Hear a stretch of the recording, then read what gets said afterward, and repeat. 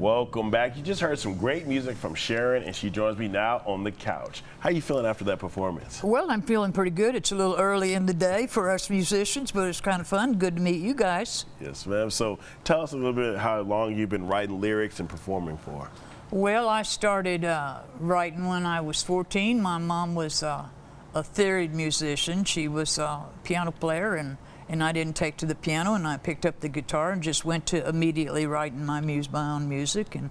And then by the time I was 17 or 18, I was going out to Colorado and playing out there. So I really I thought I wanted to be a blues player, but the folk musicians picked me up, and we got to talk a lot more. And then later on in life, I figured out, you know, folk music is just blues without rhythm. So we're all about the lyric. And so I've been writing lyrics for 50 years, over 50 years, yeah.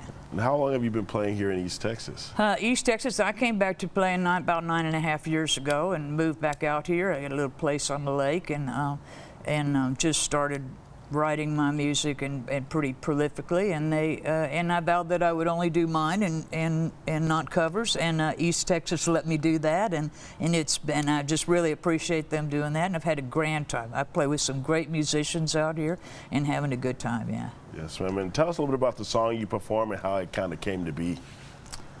Well, you know, songs come to me in different ways, and sometimes the words and the music come together, and those are the best ones.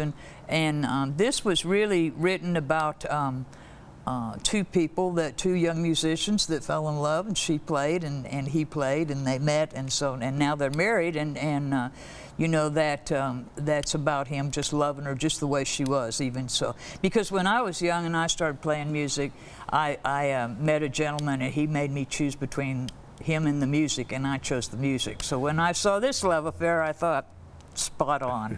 Yeah. Yes. And will you be playing around here in the future? Yes, I play in Ben Wheeler. I've got a couple of shows coming up in Edom, one in Chandler, the Blue Moon Gardens. I do their festival twice a year, and I'll do the Edom Art Festival. You know, it's festival time for us, so we're out on the street working all the time right now. Yes. So what kind of advice would you give up-and-coming artists? Just stick to who you are, because you'll find out that authenticity really sells, you know, so don't copy anybody else, and just be who you are, and continue to just stand by that, yeah. Yes, and what's your favorite part about performing and being up on stage like that?